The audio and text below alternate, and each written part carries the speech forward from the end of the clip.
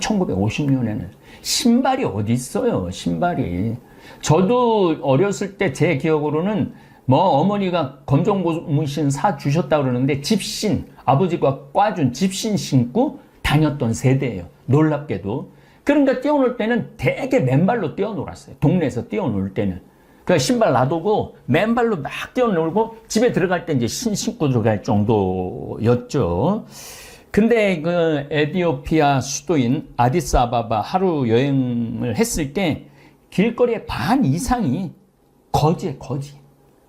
가는 데마다 먹을 거 달라고 손 비비면서 먹을 거 달라고 돈 좀 달라고 돈 좀 달라고 배고프다고. 마치 우리 어렸을 때 미국 지프차가 지나가면 김미 초콜릿 그리고 지프차 따라다녔던 시절이 떠오릅니다. 그래도 저는 자존심이 있어서 그런지 미군 지프차 지나가도 한 번도 따라가면서 김미 초콜릿이라는 말은 저는 한 적은 없어요. 애들이 근데 막 바글바글 따라다녔던 그 기억이 났습니다. 우리 교우들하고 40분이 순례를 했는데 대화를 들어보면요 수준이 정말로 높아요. 뭐 수준이 높은 거가 제 영향도 좀 있는 것 같아요. 제 강의를 달달달달 외우더라고요. 쓴 것만 내 돈이야. 내 인생의 주인공은 나야. 나한테 선물을 나한테 해줘야 돼. 남한테 기대면 안 돼. 이런 말이 아주 자연스럽게 이렇게 나오는 걸 보면서 저 역시 좀 내가 한 30년 동안 그렇게 강의 다닌 보람이 좀 있구나. 그런 생각을 합니다. 저는 1년 6개월 동안 텔레비전 시청을 안 했습니다. 더욱이 뉴스 시청은 더더욱 안 했습니다. 그래서 1년 6개월 왜 안 했는지 여러분들 알 거예요. 대통령 선거를 10개월 했잖아요. 그때부터 안 한 거예요. 지금까지. 대통령 선거 때 윤석열 후보가 무슨 이야기를 했는지, 이재명 후보가 무슨 정책 비전을 제시했는지 거의 전혀 몰랐습니다. 이 후보들 말하는 소리를 들으면 들을수록 내가 바보 되는 것 같고 또 화가 치밀러 올라 차라리 내 마음의 평화를 위해서 텔레비전 시청을 끊어버렸습니다. 이쪽 정치인이나 저쪽 정치인이나 똑같아요. 지난 정권 때도 야당에서 물고 뜯고 그랬고 이번에는 또 야당에서 물고 뜯고 똑같아. 뭐 누가 잘났고 누가 못났고 할 것도 하나도 없어. 황창현 신부님의 행복특강 지금 바로 시작하겠습니다. 영상이 마음에 드신다면 구독, 좋아요, 알림 설정 부탁드립니다.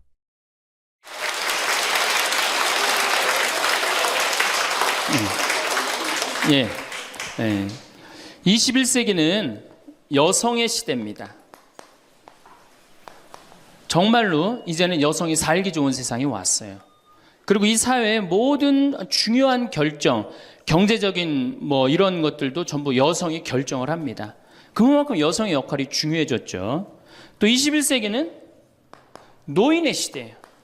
이젠 정말로 노인이야말로 늙어서 죽음을 기다리는 세대가 아니고 이 사회에 아주 중요한, 그리고 여러분들이 곧 닥칠 그러한 시대입니다. 이 여성과 노인은 지금까지 한 번도 행복한 대접을 못 받았어요. 사실은 여성이 이제까지 사람 대접 받은 적 있어요? 지난 2000년 동안? 없죠? 요즘 들어서 여러분들 이렇게 관광버스 타고 나오고 이렇게 강의 듣고, 이 시간 남편들은 뭐예요? 돈 벌러 가잖아 이 시간에. 요즘은 뭐 노는 시기라 좀 놀지 모르지만 노인들. 그리고 21세기는 무슨 시대냐? 서비스의 시대. 이제 이 얘기를 지금부터 여러분들하고 나누도록 하겠습니다. 자, 이 현대교회의 물론 모든 우리 교회의 화두는 뭐냐? 선교예요, 선교. 그렇죠? 네. 하늘나라를 선포하고 선교하는 거예요. 그런데 교황님 때 막 10% 막 선교가 됐는데 지금은 2%로 떨어지더니 이제는 거의 1%대로 선교가 떨어졌어요. 선교가 안 돼요. 성당에 안 나와요, 요즘. 누가 성당에 나와요? 더욱이 이 1%대로 떨어진 상태에서 천주교 교우가 500만이라고 그랬는데 미사 참여는 125만 밖에 참여를 안 해요. 그러니까 4분의 1이 성당에 안 나오는 거예요. 여러분들, 우리 집안 식구가 4식구야. 4식구인데 주일날 같이 밥을 먹기로 했는데 한 명만 맨날 와서 밥을 먹어. 그 집 망한 집이에요, 안 망한 집이에요? 망한 집에 우리 천주교가 지금 신부들이 숫자가 없어갖고 교우들 많이 오는 게 그래도 잘 된다고 생각하지만 통계적으로 보면 망한 거예요. 그러면 왜 우리 이 교우들이 아니면은 사람들이 성당을 찾지 않느냐? 이거는 2만 달러가 넘어선 시대에는 이게 서비스를 원합니다. 대접받기를 원해. 2만 달러가. 이게 우리가 뭐 1,000달러, 2,000달러 때는 성당에서 신부님 막 혼내고 소리 질러도 어떻게 해요? 다 참고 살았어요. 왜? 내가 지질이 못 살고 있는데 성당 가서 욕 좀 먹는다고 어때? 근데 지금은 내가 그랜저를 타고 다니고 아파트 지금 동백지구 그 좋은 데에 거기 아파트를 내가 지금 살고 있는데 성당 가서 신부가 막 욕하고 소리 지른다고 거기 참고 나올 것 같아요? 안 나갑니다. 바로 옆 성당 운전하고 가요. 옛날엔 죽고 나서 하나 어딜 들어갔어? 거길 간 거예요. 근데 이제는 시대가 틀려졌어요. 여러분들은 사실은 하늘나라를 사신 고객이야. 예수님이 이 세상에 오셔서 뭐 팔고 가셨어요? 하늘나라 팔고 가셨어요. 로리베리 존슨이라고 최고 경영자 CEO라는 책을 쓴 미국의 경영 컨설턴트가 쓴 책인데 예수님은 하늘나라를 팔고 가셨다는 거예요. 저도 맞는 것 같아요. 여러분들은 하늘나라를 사신 고객이야, 고객. 근데 고객 경영의 가장 기본은 뭐야? 그렇지. 여러분들 만족하세요? 성당 나와서? 성당, 본당 신부님 모시고 왔다고 또 괜히 또 이상한 소리 하지 마시고 솔직히 말씀하세요. 사실 성당 나와서 만족하는 교우들 거의 없어요. 내가 뭐 지금 한 수백 성당 강의를 다녀봤는데 만족하지 않아요. 구조 자체가 만족을 못하게 돼 있어요. 본당 신부님의 문제가 아니라. 이제 고객 경영의 다음은 고객 감동이야. 성당 나와서 감동 받아요? 더 못 받지. 감동 무슨 감동이야. 이제는 고객 기절의 시대야. 성당 나와서 기절해요? 기절하기 쉽지 않습니다. 그런데 여러분들 모 핸드폰 회사에서 10년 전에 처음에 핸드폰을 내놓을 때 선전 하나가 저는 생각이 나요. 어떤 여성이 핸드폰을 이렇게 목에 걸고 막 자기 이 핸드폰에서 36화음이 막 나오는 거야. 너무너무 좋아. 그래갖고 앞에 전보산대를 못 봐요. 전보산대 못 봐갖고 전보산대에 부닥쳐서 기절을 합니다. 그 컨셉이 뭐냐 하면은 우리 핸드폰 쓰면 기절시켜 주겠다. 그거거든. 그래갖고 단일 품목으로 1위에 올라섰어요. 그러니까 이게 고객을 기절시켜줘야지 고객이 그 물건을 쓴단 말이야. 성당에도 어떻게 해야 돼? 기절해야지 성당에 많이 나오는 거예요. 근데 우리 수원교구, 내가 수원교구 신부지만은 수원교구 사실 만족, 감동, 기절할 일이 없어요. 서울에서 막 인구가 막 밀려갖고 툭하면 본당 분가야. 그래갖고 내가 성당을 정말로 열심히 줬어. 상하성당을 열심히 줬어. 사실 신갈성당부터 시작해줘. 신갈성당을 열심히 줬어. 그래갖고 열심히 져갖고 이제 내 열심히 신앙생활을 해야 되겠다. 그런데 갑자기 어느 날 본당 신부가 본당 분가. 근데 재수없이 신갈성당에 속해서 산 게 아니라 내가 살고 있는 데가 상하구역이야. 그럼 어떻게 돼요? 또 내야 돼. 그래갖고 또 한 5년 열심히 줬어. 근데 열심히 줬는데 내가 또 이사를 갔는데 돈 모았고 이사를 갔는데 그 와중에 동백으로 갔는데 거기서 또 성당을 또 짓는다고 신축금을 내라 그래. 고객 기절이 아니라 고객 짜증이에요. 여러분들 돈 있는 교우들은 그나마 열심한 교우들은 냅니다. 근데 돈 없는 교우들은 한 번 못 내고 두 번 못 내면 다음에 어때요? 나중에 나오지 뭐. 나중에 돈 생기면 그다음에 내가 나오지. 그리고 떠나요. 그게 10%예요. 한 번 질 때마다 떠나는 인원이 10%예요. 그러니까 개신교는 한 번 지면은 어때요? 또 신축금 냅니까? 안 냅니까? 안 내요. 죽을 때까지 내가 여기 다니면 되는 거예요. 근데 우리 천주교는 내가 그냥 이사 가는 데마다 그냥 성당 짓는데 골라서 가는 교우들도 있어. 그러니까 한 교우가 5성당 짓는 교우들도 많아요. 그래서 저한테 그러는 교우들 많아요. 신부님 제가 앉은 자리에서 5개 졌습니다. 참 이게 참 어려운 일이죠. 5개 성당 지금 평생 신축금만 냈다는 거예요. 정말 우리 교우들을 우리 이 성당에서 정말로 고객 대접을 하느냐. 우선 용어부터가 기분 나빠요. 용어가 신자야, 신자. 믿을 신의 놈자자 안 써요. 믿는 놈들이다, 이거 믿는 놈들이다. 천주교 공식 기도문이 뭐냐면 신자들이 바치는 빵과 포도주를 받아달라고 그래요. 신자들이. 그러니까 믿는 놈들이 바치는 빵과 포도주를 받아달라. 그래도 여러분들 좋다고 열심히 미사 참여하는 거 보면 신기해, 천주교 교우들. 개신교는 성도예요, 성도. 여러분들 거룩한 물이야. 벌써 믿는 놈들 여러분하고 성도 여러분하고 기분이 어때요? 성도가 훨씬 기분 좋을 거 아니에요. 그렇죠? 불교는 불자야. 부처님의 아들 자자를 씁니다. 부처님의 아드님들. 그러니까 불자님 이게 가능합니다. 그렇죠? 성도님, 거룩한 무리 여러분님 가능하죠? 신자님 가능해요? 믿는 놈들한테 무슨 놈자를 님자를 붙여요.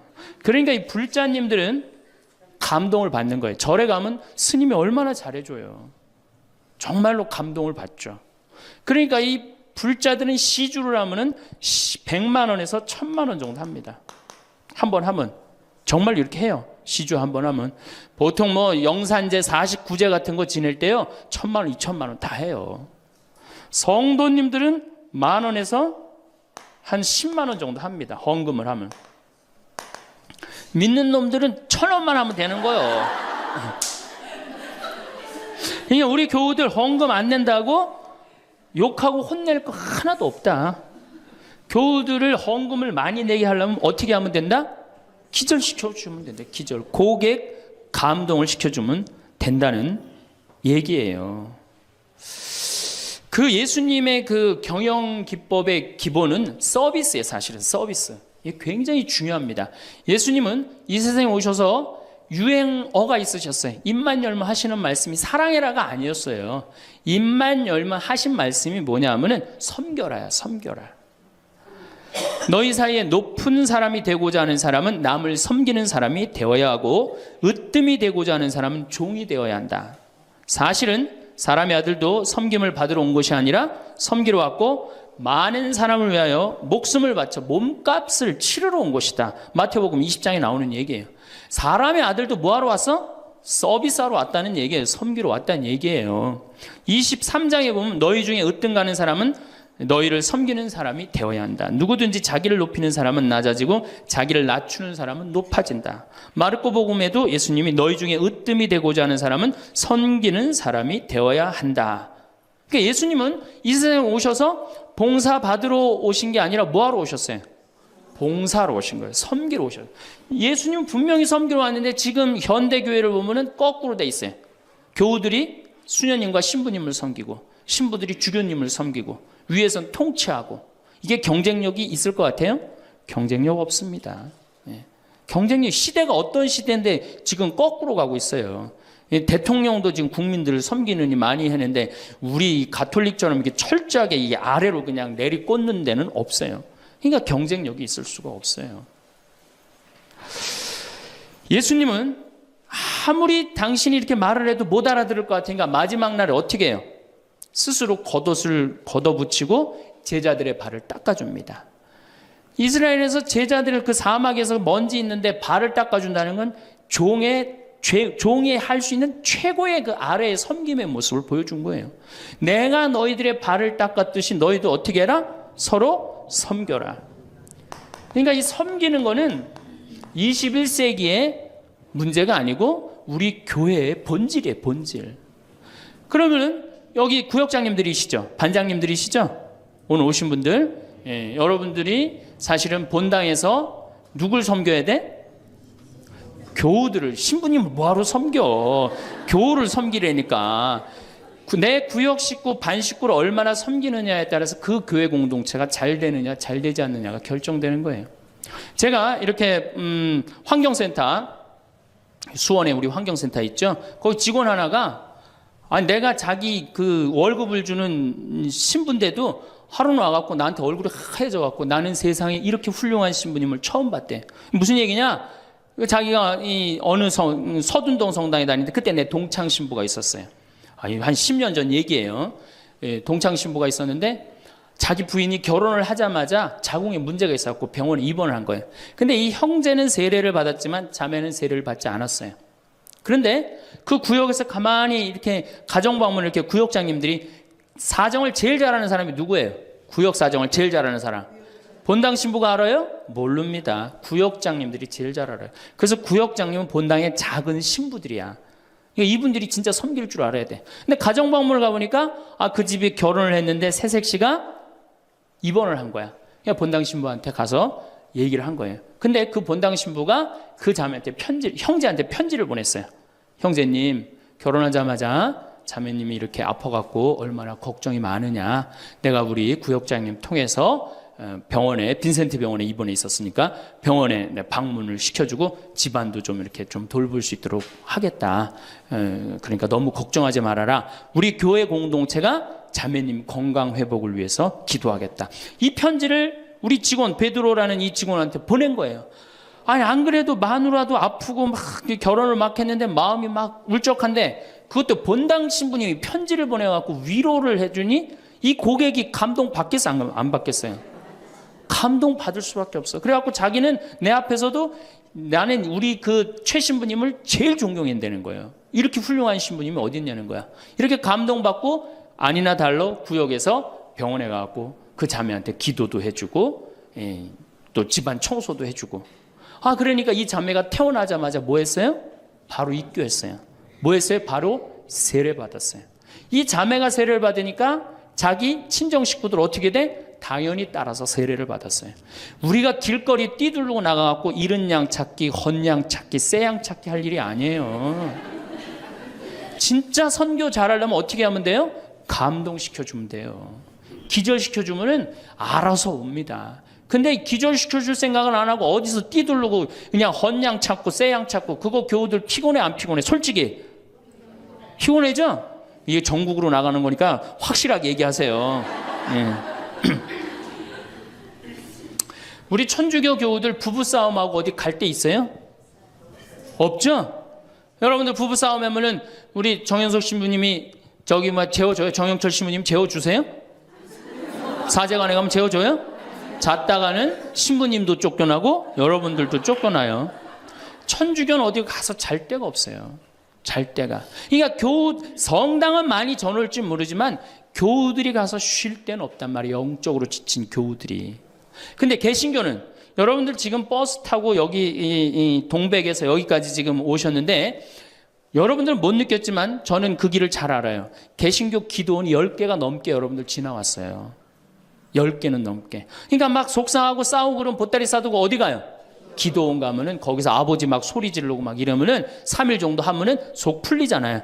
그럼 또 돌아갈 수 있는 거 아니에요. 그거 얼마나 좋아요. 불교는 뭐가 있어요?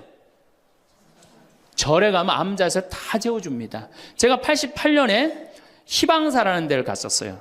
소백산을 갔는데 희방사에 갔는데 수녀님들하고 같이 갔었어요.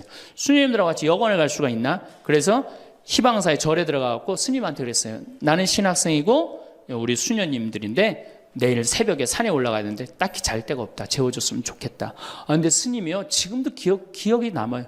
두말 않고 방 2개를 수녀님 방, 내 방 이렇게 딱 내주시는 거예요. 주무시고 가시라고. 근데 우리 천주교 어디 가서 좀 재워달라 그러면 재워줄 데 있어요? 교구청 가면 재워줍니까? 하루 저 어디 가서 잘 데가 없는데 여기 좀 재워주면 안 되겠습니까? 재워줘요? 우리는 우리도 모르게 벽을 하늘같이 쌓고 살고 있어요. 천주교에 들어오기가 제일 어려운 거예요. 돌다 맨 마지막에 오는 데가 어디야? 천주교야. 우리가 그만큼 높은 벽을 쌓아놓고 무슨 고객 만족 예수님이 섬기라고 그러는데 섬기긴 뭘 섬겨요.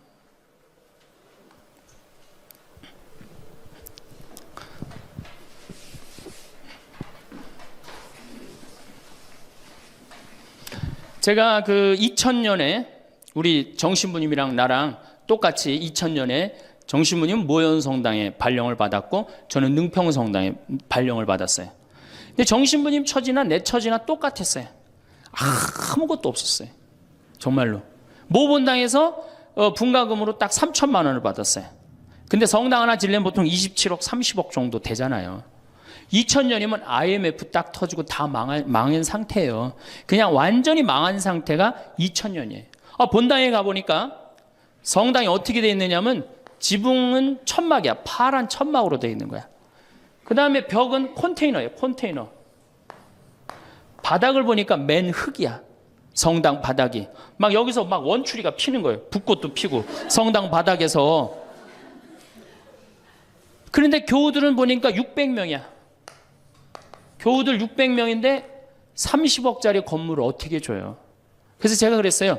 요한복음 3장에 뭐라고 그랬냐면은 예수님이 46년 만에 지은 성전을 허물라고 그랬다. 며칠 만에 짓겠다고? 3일 만에 짓겠다고. 예수님이 원했던 게 건물이냐 사람이냐? 그땐 교우들이 사람이래요. 그러면 건물 짓는 건 중요한 게 아니다. 여러분들이 행복하면 그게 성전이다. 그리고 세계 어디에서도 성당 바닥에서 붓꽃도 피고 원추리도 피는 성당이 어딨냐. 이 최고 아름다운 성전이다. 난 성당 안 질 테니까 여러분들 그렇게 알아라. 근데 이 착한 교우들이 자꾸 신축금을 내는 거예요. 내지 말라고 그래. 안 짓는다는데 부담스럽게. 그래서 제가 두 번째 한번 또 공식적으로 얘기를 했어요. 난 성당 안 짓는다고 그랬다. 왜 자꾸 내냐. 여러분들이 내는 여러분들은 정말로 신앙이 좋아갖고 내지만 못 내는 교우들 미안해서 못 나오니까 내지 말아라. 그때 이제 교우들이 헷갈리는 거예요. 저게 진짜 내라는 건지 내지 말라는 건지 저게. 에? 그래서 첫 해에 교우들이 신축금을 얼마를 했냐면 7천만 원 했어요. 저는 굉장히 많이 했다고 생각해요. 굉장히. 첫 해에 600명 교우들이. 대신 이게 고객 사목 목표가 고객 기절이었기 때문에 이제 교우들한테 부활 때 성탄 때 선물 많이 줬어요. 왜냐하면 내긴 내는데 나오는 게 없잖아. 옛날에는 뭐 밀가루도 주고 그랬다는데 한 3, 40년 사이에 천주교에서 아무것도 안 나가요. 버릇 나빠진다고 교우들. 네. 그 대신 저는 제가 비누 공장 하니까 비누도 선물하고 내 동창이 우리밀 그거 운동하는 신부가 있으니까 그거 한 박스씩 다 하고 한 해는 성탄 때 너무 기분이 좋은 거예요. 그래서 오리농 쌀을 4kg짜리 한 가마를 집집이 다 선물을 했어요. 예수님 태어났으니까 태어난 날 밥 줘 먹으라고. 교우들이 막 성당은 막 지붕은 천막이고 막 여기 막 원추리도 피고 그러는데 맨날 선물 나오지. 성탄 때 밥 해 먹으라고 쌀을 선물로 주니까 교우들이 너무너무 막 전화를 하고 난리가 났어요. 신부님 너무너무 고맙다고. 그래서 제가 그렇게 고마웠냐 그랬더니 너무 고마웠대. 그럼 그 고마운 마음을 구유예물에 한번 표현해 봐라. 제가 이제 그랬어요. 그랬더니 교우들이 구유예물을 했는데 그때는 교우가 1000명이었는데 구유예물이 1700만 원이 나왔어요. 한 집에 7만 원씩 한 거예요. 기적이죠. 깜짝 놀랐어요. 저도 놀래고 교우들도 놀래고. 그래서 그 돈을 어떻게 했느냐? 아프리카에 다 보내버렸어요. 왜? 가난한 예수님 건데 성당 짓는데 안 짓는데 성당 짓는 기금을 한다는 게 그렇잖아요. 아프리카에 다 보내버렸어요. 교우들이 행복한 거예요. 어쨌든 성당은 없어도. 그리고 제가 이제 그 봄에 가을에 이제 할머니 할아버지들을 모시고 꼭 여기 생태마을에 모시고 왔어요. 모시고 와갖고 어떻게 주일학교들은 캠프 안 데려가도 할머니 할아버지는 2박 3일씩 내가 모시고 왔어요. 진짜 중요한 교회에서 중요한 세대는 할머니 할아버지예요. 미사 다 채우는 사람들이 누구예요? 할머니 할아버지 제일 중요해. 그리고 죽지도 않기 때문에 계속 중요한 세대로 남아 있어요. 계속 중요한 세대로. 그래서 이제 할머니 할아버지들을 모시고 와서 5월달 지금부터 이제 취나물 납니다. 고사리 납니다. 그럼 내가 뜯어갖고 같이 밤에 여기 모닥불 펴놓고 며칠 전에도 만수 일동 노인대학에 와서 모닥불 펴놓고 근사하게 놀고 갔어요. 모닥불 펴놓고 고기 구워 먹고 거기서 같이 춤추고 노래하니 할머니 할아버지들이 70, 80 평생 그래본 적 있어요 없어요? 한 번도 없는 너무너무 행복한 거예요. 여기 또 래프팅도 제가 시켜드려요. 할머니들 래프팅. 그래 이제 82살 먹은 스텔라 할머니가 허리가 이렇게 구부러졌는데 자기는 안 내려간다는 거예요. 왜? 신부님 난 늙고 허리도 아프고 그래서 힘도 없고 그래서 난 못한다고. 할머니 배만 타면 배가 떠내려가는 거지 할머니 노짓는 것도 아니니까 그냥 가자. 그래갖고 이제 할머니 손을 잡고 저 래프팅장에 내려갔어요. 근데 이제 할머니 할아버지 한 100분 정도 계셨는데 이게 머리 하얀 할아버지 머리 하얀 할머니들을 노란 하이바 씌워놓고 노란 조끼 입혀놓으니까 늙었는지 젊었는지 구분도 안 돼. 얼마나 이쁜지 몰라요. 그러고 딱 배를 타고 내려가 보니 얼마나 좋아요. 배가 두둥실 떠내려가는 것처럼 마음도 어때요? 나이 먹었다고 여러분들 감정이요. 늙었다고 감정이 없는 게 아니에요. 늙으면 늙을수록 더 감정이 더 정말로 애틋합니다. 그 할머니들 보니까 막 소양강 처녀 부르고 뭐 두만강 부르고 할아버지 배에 물 껴지고 난리도 아니야. 이제 2시간이 지났어요. 래프팅이 끝나고 할머니가 패들이라고 그래. 패들을 이렇게 쥐고 이렇게 허리가 구부러졌으니까 이렇게 올라왔어요. 할머니 어땠어요? 그랬더니 이 할머니 하시는 말씀이 죽어도 좋아. 그래요. 죽어도 좋아. 이 고객은 기절을 한 거예요. 이 할머니가 애들을 8을 낳는데 본당에 돌아가갖고 그랬대요. 니네들 다 모여봐라. 다 불렀대요. 죽전, 분당, 여기 사는 교우들 다, 아들, 딸들을 다 불렀대요. 니네들 내가 80평생 살 동안 나하고 2박 3일 놀러 가고 모닥불 피고 나하고 내 손 잡고 춤춰준 적 있냐? 없지. 니네들 내가 늙었다고 나 래프팅 시켜준 적 있냐? 없지. 근데 우리 신부님이 제가 지금은 40대지만 그때는 30대였거든. 30대 중반. 우리 신부님이 그걸 다 해줬다. 나는 우리 신부님 너무너무 행복하다. 신부님 때문에. 근데 이 신부님이 성당을 줘야 되는데 돈이 없다. 돈이 없으니까 니네들 나한테 못 해준 거 돈 갖고 와라. 그래서 할머니가 신문지에 돈을 이만큼 싸갖고 왔어요. 이거 뭐냐 그러니까 신부님 이거 내가 신축금으로 자식들한테 걷어온 거래. 그러니까 이 고객이 기절하니까 내가 시키지도 않았는데 앵벌이를 알아서 해갖고 와.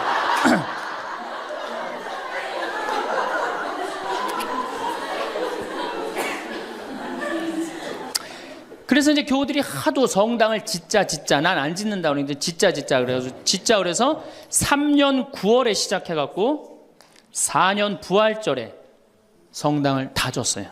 9개월 만에 성당을 뚝딱 줬어요. 그리고 이제 봉헌식을 하는데 교우들이 그러는 거예요. 신부님 우리가 언제 이렇게 성당을 줬느냐고. 나도 모른다. 이게 기절한 상태에서 자기 주머니에 돈이 나오는지도 모르고 막 낸 거야. 깨보니까 성당이 젖은 거예요. 사실은 교우들이 행복하면 성당 짓는 거 어려운 일 아니에요. 우리 정신부님도 모현 성당 참 멋있고 깨끗하게 또 지셨는데 어떻게 또 동백으로 또 가고 참 불쌍한 신부예요. 사실은 하나만 지면 됐지. 여러분들 조금 기절한 상태에서 좀 도와주세요. 조금 기절한 상태에서. 이렇게 성당에 나오면 행복해야 되는데 우리 천주교는 행복하지 않아요. 성당에 나가면요 우리 컨셉은 우울이야. 우울. 개신교는 컨셉이 뭐예요? 기쁨이에요. 기쁨. 감사, 찬양, 영광, 경배, 알렐루야. 그렇죠? 아멘. 이렇단 말이야. 개신교는. 근데 우리 천주교는 이게 서비스의 정신이 없기 때문에 우울로 돌아갈 수밖에 없어요. 그러니까 우리는 주로 뭐냐면은 봄 판공, 가을 판공, 십자가의 길, 참회의 절, 양심 성찰 이런 거란 말이야. 그냥 늘 우울해. 나는 우리 교우들 참 불쌍해요. 왜 불쌍하냐면은 일주일 내내 그냥 시어머니 때문에 속이 부글부글 끓었어. 남편 때문에 부글부글 끓었어. 일주일 내내 며느리 때문에 속이 부글부글 끓었어. 그래갖고 성당에 가서 이걸 좀 풀어야 되는데 성당 가면 어떻게 기를 죽이냐면 미사 시작 우리가 첫 전례가 뭐냐면 이 참회의 절이에요. 그래갖고 뭐라고 시키냐면 내 탓이오. 내 큰 탓이라고 그러니 이게 풀로 왔는데 이게 풀로 오는 게 다 다시 내 탓으로 다 내가 지고 다시 집에 가는 거야. 이게 미치는 거죠. 제가 한번 어느 성당에 환경 강의를 간 적이 있어요. 환경 강의를 갔는데 고해성사를 미사 전에 이제 주로 들어갔는데 고해성사 앞에 그 고해소 앞에 양심성찰 그 항목을 쭉 적어놨는데 거의 100가지를 적어놨더라고. 뭐 주일미사 빠진 거, 뭐 교무금 떼어먹은 거, 뭐 술집에 간 거 막 100가지를 써놨어요. 보니까 내가 이렇게 들어가면서 야 저거 보고 있는 사람들 정말 우울하겠구나 그런 생각이 들었어요. 아니나 달라 한 형제가 딱 들어오더니 숨을 팍 쉬더니 신부님 내가 3년 만에 성당에 왔는데 저거 앞에 보니까 안 걸리는 게 없다. 그중에 특별히 6번, 27번, 65번이 걸린다는 거예요. 이놈의 100가지 중에 그걸 내가 어떻게 알아. 6번이 무슨 죄인지. 그래서 내가 보석으로 2번, 6번, 8번 하라고 그랬어요.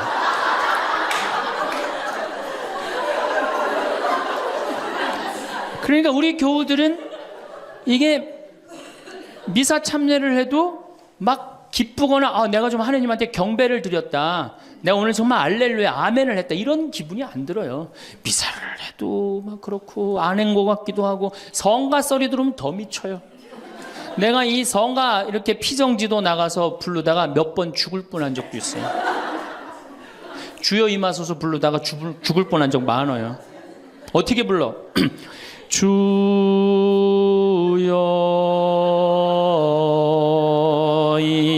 임하. 언제 숨 쉬어야 돼 이거? 이러니 죽는 거지. 이러니까 죽는 거지. 여러분들 개신교 이거 4분의 3박자로 불러요. 개신교. 주여 임하소서 내 마음에 암흑에 헤매는 한 마리 양을 태양과 같으신 사랑에. 얼마나 좋아. 근데 우리는 이거를 어떻게 부르냐면 청승을 떨면서 불러요. 청승.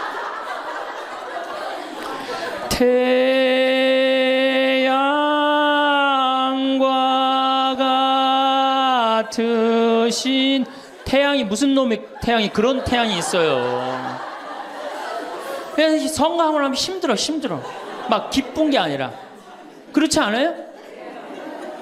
난 대림절에 제일 부르기 싫은 노래가 구세주 빨리 오사요. 그 노래 미칩니다. 그게 빨리 오라는 거예요? 오지 말라는 거지.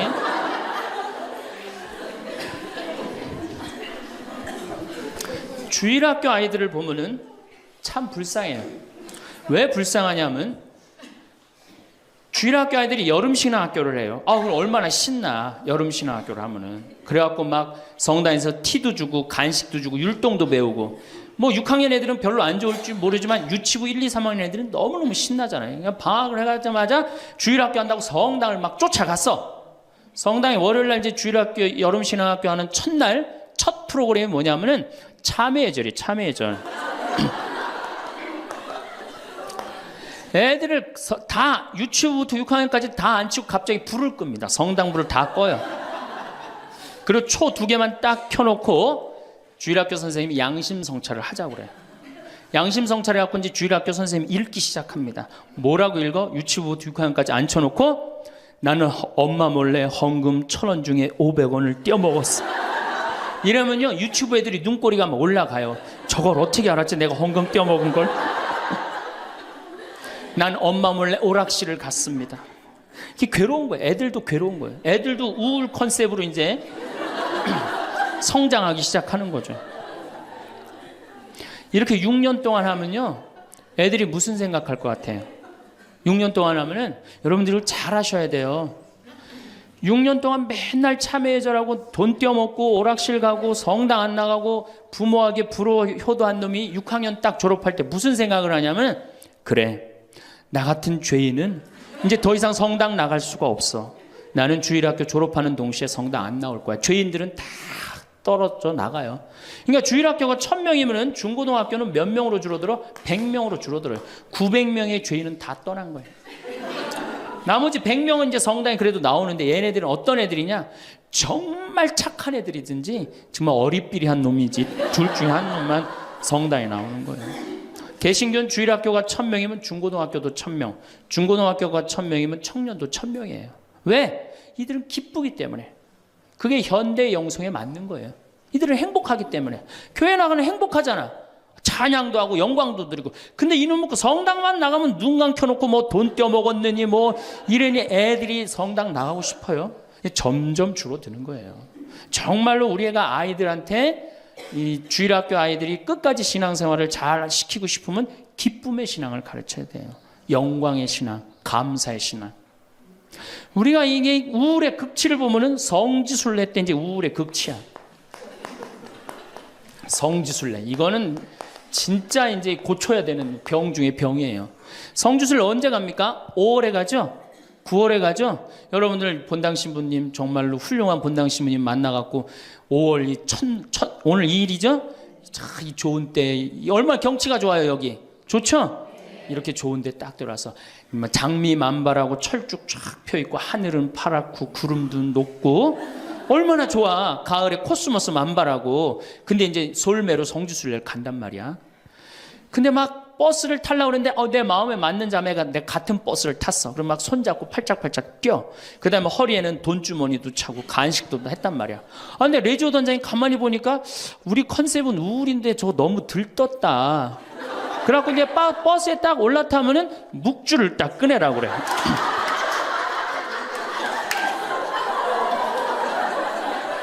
묵주를 꺼내라고 꼭 고통의 신비를 꼭 해요. 그리고 난 다음에 뭐 예수님 뭐 피땀 흘리심을 묵상합시다. 뭐 가시관 쓰심을 묵상합시다. 뭐 두들겨 맞으심을 묵상합시다. 십자가에 올라가심을 묵상합시다. 내려오심을 묵상합시다. 이걸 오단하고 나면요. 무슨 코스모스 만발하고 장미 뭐 피는 게 어디 있어요. 지금 신부님, 저 예수님 지금 십자가 올라갔다 내려오고 막 피땀 흘리고 그랬는데 그런 관광버스 안이 찬물 끼얹어놓은 것 같이 조용해져요. 그러면 내가 보기엔 그것만 해도 충분한데 또 김대원 신부님 생애를 누가 또 들고 나와서 읽기 시작을 합니다. 신부님 할아버지는 감옥에서 매 맞아 죽고 아버지는 1839년 기회박해 때 목 잘려 죽고 막 이런 얘기하면은 버스 아니 뭐 지금 뭐 관광버스를 탔는지 이게 관광버스가 아니에요. 장례차가 가는 거 장례차.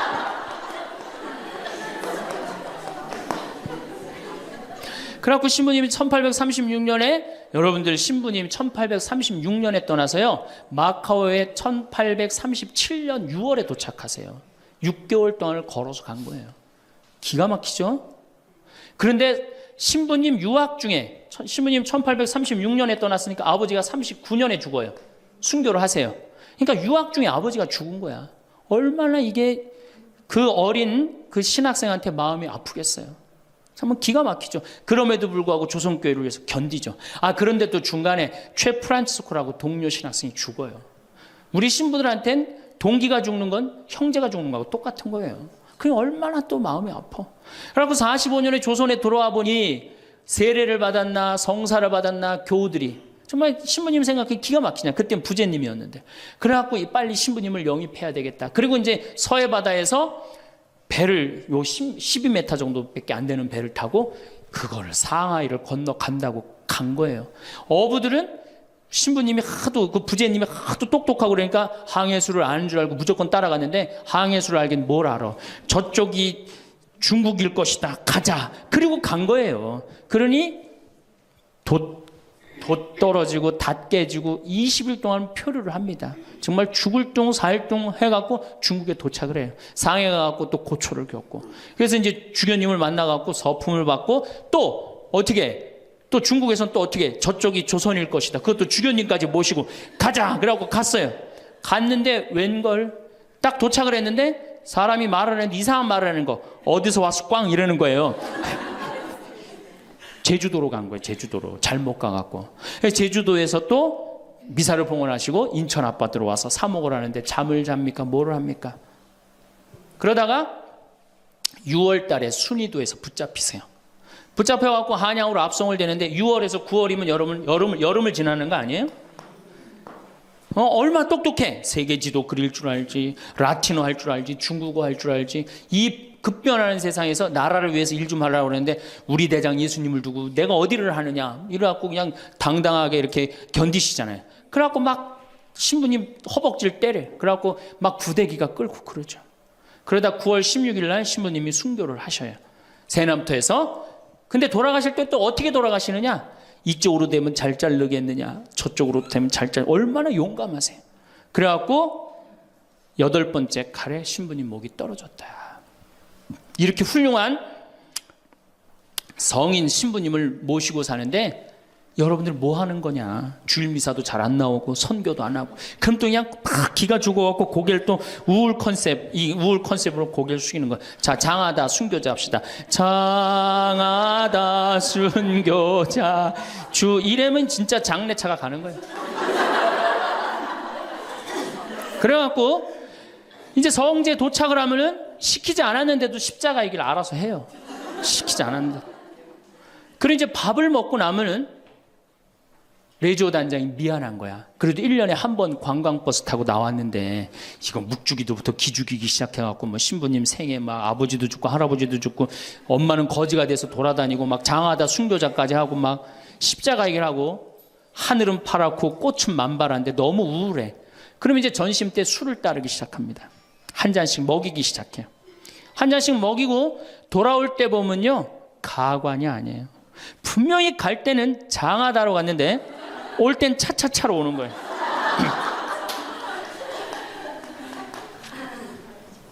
제가 보좌 신부 때 그때는 92, 3년도니까 대단했었어요. 지금은 많이 사고 때문에 못 일어나게 했죠. 그때는요. 관광버스 그 사이에 나와갖고 춤 엄청나게 췄어요. 이게 내가 거긴 굉장히 큰 성당인데 7개 꾸리아였어. 여성 꾸리아가 4개나 있었어요. 성주순례를 가고 싶은데 젊은 보좌 신부랑 가고 싶은 거예요. 나한테 한 달을 조르는 거 가자고. 난 가기 싫다. 왜 가기 싫으냐? 그랬더니 거기 가면은 갈 땐 거룩한데 올 때는 너무 정신 없어서 난 가기 싫다. 그래도 우리 단장들이 막아줄 테니까 신부님 갑시다. 그래서 제가 그럼 갑시다 하고 갔는데 갈 땐 역시 거룩하게 가더라고요. 근데 그 성당은 여러분들처럼 굉장히 젊은 성당이야. 젊은 아줌마들이 많았어요. 내리자마자 술을 소주에 박스로 그냥 먹는 거예요. 근데 딱 버스에 올라타자마자 복도에 나와서 춤추기 시작해요. 근데 저는 이해가 돼요. 1년 내내 우울했는데 딱 하루 스트레스 풀 수 있는 유일한 기회는 언제야? 성주순례 돌아오는 길. 한국 천주교 공인 다 똑같아요. 모든 성당이 다 똑같아요. 갈 땐 거룩하고 올 땐 난장판이에요. 막 춤을 추다가 자기네들끼리 춤추니까 재미없잖아. 보좌 신부하고 같이 추고 싶은데 맨 앞에 보좌 신부는 앉아있는데 이 단장님들이 막았는데 제가 어쩔 수 없이 끌려나갔어요. 신부님 우리하고 좀 오늘만은 같이 좀 놀아달라고. 그래서 저는 춤출 줄 몰라요. 신부님 걱정하지 말라고. 우리가 다 알아서 한다고. 어떻게 알아서 해? 내 손을 붙잡더니 그래갖고 이제 한 5분 정도 쳐갖고 이제 예의를 갖췄겠다 싶어갖고 이제 좀 들어가겠습니다. 그랬더니 이 자매님들이 힘이 얼마나 좋은지 내 양복 뒷덜미를 딱 잡더니 가긴 어딜 가느냐고. 오늘만은 안 된다고. 우리하고 오늘만은 신부님 우리하고 함께 놀아줘야 된다고. 그럼 막 추는 거예요. 뒤에 있는 아줌마들이 뭐라 그래? 야 니네들만 신부님 데리고 놀지 말고 뒤로 좀 보내 이러냐. 그러면 이제 이때부터는 이제 이 아줌마가 한번 품에 안고 추고 저 아줌마가 한번 품에 안고 추고 들어가지도 못하고 제발 나 좀 들여. 그때 뭐 보좌 신부니 지금이야 이제 막 인상 쓰고 승질 부리면 되지만 그때는 그게 됩니까? 막 보좌 신부 때 통제가 안 돼요. 그런데 성당 도착 2km 전에 기적이 일어납니다. 갑자기 누가 마이크를 붙잡더니 하늘에 계신 우리 아버지 이러면요. 다 자기 자리로 뛰어들어가요. 알아서. 나는 하늘에 계신 우리 아버지가 그렇게 전능한지 그때 딱 알아봐요. 하늘에 계신 우리 아버지 굉장히 전능하세요. 그래갖고 이제 은총이 가득하신 마리아를 하면은 이게 머리를 다듬습니다. 이제 은총이 가득한. 그리고 이제 영광이를 해요. 영광이 하면 이제 우울해지는 거예요. 그리고 사회자가 한마디 합니다. 우리 이제 본당에 돌아가서 열심히 살자고. 그럼 다 우울하게 집에 가는 거예요. 왜 신앙생활하면서 왜 우울해야 되느냐? 왜 내가 하느님을 믿으면서 정말로 자랑스럽고 당당하고 행복하지 않느냐? 문제가 많습니다.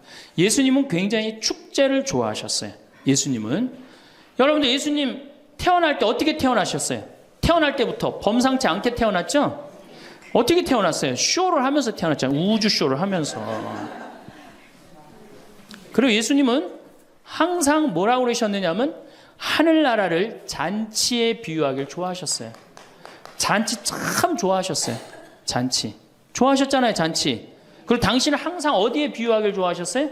신랑에 비유하길 좋아하셨어요. 이거 기쁨이에요, 우울이에요? 기쁨이죠? 그리고 예수님 부활하고 난 다음에 제자들 막 물고기 다 잡았을 때 어떻게 해줬어? 물고기 바베큐로 준비를 해줘갖고 와서 먹어라. 먹는 거 굉장히 중요하게 여기신 분이에요, 예수님. 먹는 거. 예수님 뭐 바리사이나 사두가이가 예수님 보고 욕할 때 뭐라 그래? 저 사람 맨날 먹고 마신다. 맨날 먹고 마신다. 예수님은 먹고 마시는 거 무지 좋아해요. 그래서 첫 기적을 뭘로 하셔요? 가나의 혼인잔치로 하는데 뭘로 만들어? 술을 많게 하는 기적을 하잖아요. 그러니까 술로 당신의 구원 사업을 시작하신 분이에요, 예수님은. 술로 시작해서 술로 끝내십니다. 어떻게? 최후의 만찬 때 술 3잔 마시고 성찬절례 제정하신 거예요. 그럼 얼마나 우리의 인간의 삶을 축복하셨어요. 그런데 2000년 동안 그리고 예수님 뭐라 그랬어요? 행복. 구약 시대는요 전부 하지 말아요. 뭐 하지 마라, 뭐 달린 짐승 먹지 말아라, 뭐 하지 말아라, 뭐 하지 말아라, 주일 안식일 날 뭐 하지 말아라, 맨 하지 말아잖아. 근데 신약 시대 와갖고 예수님이 입을 열어 하신 첫 마디가 뭐냐면은 첫 설교, 첫 강론. 이게 굉장히 중요합니다. 첫 강론이 마태복음 5장부터 8장까지에 있는 산상설교예요. 그 산상설교의 첫 강론이 뭐냐면 진복 8단이에요. 예수님이 입을 열어갖고 하신 거는 하지 마라가 아니라 해라야, 해라. 어떻게 해라? 행복하여라 마음이 가난한 사람들, 행복하여라 마음이 온유한 사람들, 행복하여라 마음이 깨끗한 사람들, 행복하여라 슬퍼하는 사람들. 그러니까 예수님이 우리한테 원했던 건 뭐야? 행복하기를 원한 거예요. 행복하기를. 5장 8절에 뭐라고 그러시냐면 너희는 기뻐하고 즐거워하라. 하늘에 받을 상이 크다. 우리 보고 기뻐하고 즐거워하라고 그랬는데 2000년이 지나서 와서 보니까 기뻐하고 즐거워하는 건 온데간데 없고 우울만 남아있어. 이거 문제가 있는 거죠. 그리고 7장에 뭐라고 그러셔요? 너희들 걱정하지 말아라. 내일 걱정은 누구한테 맡겨라? 내일한테 맡기고 오늘 한 일로 오늘 충분하다. 이렇게 예수님이 우리한테 행복한 걸 가르쳐 줬는데 우리는 행복은 온데간데 없고 우울한 것만 남아갖고. 그러니까 우울하니까 우리 천주교 교우들은요 하늘을 향하지 않습니다. 어딜 향해요? 땅바닥을 향해. 땅바닥을 향하다 보니까 못 받은 것만 생각나는 거야. 그러니까 우리가 받은 게 999가지인데 하느님한테 그거 감사. 여러분들 이 아름다운 자연 공짜로 보는 거 감사해 안 감사해? 공기 공짜로 마시는 거 감사해 안 감사해? 하느님이 빈님 공짜로 내려주시는 거 감사해 안 감사해? 북한에서 안 태어나고 남한에서 태어난 거 감사해 안 감사해? 감사하죠? 감사할 게 얼마나 많아. 이 하늘을 봐야지 감사한데 우린 우울하니까 땅바닥만 보는 거야. 그러니까 못 받은 것만 생각나는 거예요. 못 받은 거 더 달라고 하느님 부담스럽게 묵주기도 9일기도 54일기도 해가면서 계속 달라고 그러고 그냥 우울한 컨셉은 이렇게 영성이 따라갈 수밖에 없어요. 이제 여러분들 감사하십시오. 데살로니가 전서 5장 16절에 뭐라 그래? 항상 감사하시오. 항상 기도하시오. 항상 기뻐하시오. 이것이 우리 주 예수 그리스도를 통하여 드러내신 하느님 아버지의 뜻입니다. 그랬어요. 그러니까 여러분들 정말로 내가 하느님을 믿는다, 내가 천주교 신앙생활을 한다, 그러면은 그거는 굉장히 당당한 거고 감사한 거고 영광스러운 거예요. 근데 우리 자꾸 젖어들어요. 오그라들어. 내가 신학생 때 한번 밥을 먹으면서 일반 음식점에서 성호를 긋고 밥을 먹었어요. 성부와 성자와 성령의 이름으로 아멘하고 밥을 이렇게 기도를 하고 먹었는데 반대편에 앉아있는 형제가 내가 보긴 성당 다니는 형제 같아 보니까. 근데 저 젊은 놈이 성호를 긋고 밥을 먹으니까 굉장히 미안했나 봐요. 그래서 이렇게 보는데 내 눈에 딱 띄었어요. 허벅지에 십자가를 이렇게 긋고 먹더라고요. 우리 신앙이 자꾸 이렇게 오그라드는 거예요. 우리가 하느님께 받은 은혜가 너무 많으면은 하느님께 영광 드리고 그 받은 은혜에 대해서 다른 사람한테 자랑하는데 우리는 그런 영성이 없어요. 못 받은 것만 생각나고. 그러니까 이 감사기도, 찬양기도, 영광기도 드리는 것보다는 간구기도가 훨씬 많아요. 우리가 간구기도를 하다 보면 자꾸 하느님을 의심하게 됩니다. 여러분들 신앙은요 감사드리고 찬양드리다 보면 하느님과 거의 하나가 되는데요 자꾸 간구기도를 바치면 자꾸 하느님과 갭이 생겨요. 점점 멀어지는 거예요. 그러니까 여러분들이 청원 기도를 많이 하면 할수록 어때요? 하느님과 멀어지는 거예요. 그리고 예수님이 뭐라 그랬어요? 너희들 굳이 이 말 저 말 하지 말아라. 하느님 아버지가 다 알아서 해줄 거다. 그 좋은 말씀을 우리가 다 듣고도 우리는 신앙의 본질을 자꾸 어긋나고 있는 거예요. 그래서 여러분들 이제 우울을 내다 버리십시오. 우울을 내다 버리고 정말 행복하게 그렇게 사시고, 다음 시간에 제가 그럼 어떻게 하면 행복하게 살 수 있느냐, 우리가 정말로 행복으로 가는 길이 뭐냐, 이거 전심 먹고 하도록 하겠습니다. 참미수님, 네, 오랜만에 번외 특강 준비해 봤습니다. 현재 제3국, 그러니까 가난한 나라죠. 아프리카, 남아메리카, 동남아시아 국가들에게 가장 인기 있는 나라는 대한민국이랍니다. 우리나라는 약소국가를 침략해서 식민지로 삼지도 않았고, 중국처럼 경제적 침탈도 하지 않고, 정말 해외 원조기금으로 지금 세계에서 16번째로 지원을 많이 해주는 나라예요. 근데 더 아마 앞으로 많이 할 거예요. 학교도 지어주고 물 제공 프로젝트도 실시하고 의료 지원 사업도 지원해주는 천사 나라라는 칭송을 받고 있습니다. 제가 그 1박 2일 머무르고 이제 호텔에서 아침에 비행기 타려고 나왔는데, 그 벨보이들이라기보다도 세큐리티들이죠. 경호원들이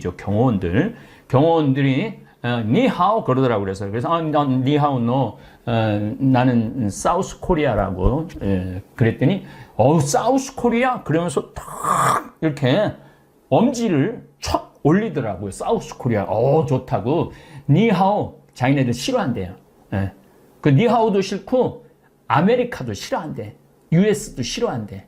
근데 한국은 괜찮다는 거예요. 한국은 형제의 나라라는 거예요. 그럼 무슨 얘기인가 했더니 6.25 전쟁 때 그 황제가 그 정예병을 파견해줘요. 그래서 에티오피아에서 파견 온 군인들은 백전백승이었다고 그래요. 그렇게 잘 싸웠다고 그래요. 그때 다 15살, 20살 된, 그래서 그들을 추모하는 기념관도 가보고 사진도 보고 그랬는데 굉장히 많이 보냈더라고요. 그래서 이디오피아 사람들이 우리한테 형제의 나라라고 그러고 우리가 이디오피아에 지원을 많이 해주죠. 그래서 지금 전 세계에서 지금 인기 있고 뜨는 나라가 한국이에요. 더욱이 요즘 드라마, 영화, 저도 텔레비전을 전혀 시청하지 않는데 넷플릭스로 드라마 그 선샤인, 미스터 선샤인 그거를 보는데 어쩜 그렇게 화면을 잘 만들었는지. 또 귀국하자마자 한산이라는 영화를 봤는데, 야, 저희가 미드를 안 봐요. 재미가 없어서. 속도전이 없어요. 미국 드라마를 보면 저 애들 장난하는 거야 뭐야. 근데 우리들의 블루스도 다 이제 잠비아, 이디오피아, 미국 다니면서 우리들의 블루스도 다 봤고 하도 재밌다고 그래갖고 그것도 다 봤어요. 그리고 요즘은 이상한 변호사 우영우를 보고 있는데, 그 법률이라 참 굉장히 재미없을 것 같고 딱딱할 것 같은데 한 판례가 우리의 삶하고 많은 연관이 있더라고요. 더욱이 전 이기수 신부님 그 지체장애자 그 사연을 너무너무 잘 알고 있는 터라 더 애정을 갖고 요즘 아주 시청을 열렬히 하고 있습니다. 열렬히 하고 있는데 느낌은 그거예요. 어쩜 저렇게 샷을 잘 잡을까? 어쩜 저렇게 음악을 잘 섞을까? 우리나라 연기자들 어쩜 저렇게 연기를 잘할까? 놀라울 정도로. 그러니까 우리나라 드라마, 우리나라 음악에 지금 전 세계가 아주 매료되어 있죠. 그래서 사우스 코리아, 그럼 다 이거예요. 어딜 가나. 사우스 코리아, 그럼 이거예요. 참 기분 좋은 그러한 40일간의 여행을 했습니다. 70년 전 6.25 전쟁 때 국민들 대부분이 신발 없이 맨발로 다니고 길거리에는 우리나라도 거지가 흘러넘쳤어요. 1950년에는. 신발이 어디 있어요, 신발이. 저도 어렸을 때 제 기억으로는 어머니가 검정고무신 사 주셨다고 그러는데 집신, 아버지가 꽈준 집신 신고 다녔던 세대예요. 놀랍게도. 그러니까 뛰어놀 때는 되게 맨발로 뛰어놀았어요. 동네에서 뛰어놀 때는. 그 신발 놔두고 맨발로 막 뛰어놀고 집에 들어갈 때 이제 신고 들어갈 정도였죠. 근데 그 에티오피아 수도인 아디스아바바 하루 여행을 했을 때 길거리의 반 이상이 거지에 거지. 가는 데마다 먹을 거 달라고 손 비비면서 먹을 거 달라고 돈 좀 달라고 돈 좀 달라고 배고프다고. 마치 우리 어렸을 때 미국 지프차가 지나가면 김미 초콜릿 그리고 지프차 따라다녔던 시절이 떠오릅니다. 그래도 저는 자존심이 있어서 그런지 미군 지프차 지나가도 한 번도 따라가면서 김미 초콜릿이라는 말은 저는 한 적은 없어요. 애들이 근데 막 바글바글 따라다녔던 그 기억이 났습니다. 그리고 너무 불쌍해요. 그래갖고 호텔에서 빵 5개를 내 가방에다 집어넣고 정말로 빵을 직접 주는 게 제일 나아요. 돈을 좀 뺏기니까. 그래갖고 빵을 5개를 나눠줬던 기억도 납니다. 먹는 게 없으니까 뼈골이 앙상하죠. 거의 저도 뼈골이 앙상하잖아요. 몸의 수준인 굶주림에 시달리는 국민들이 길거리에 흘러 넘쳤습니다.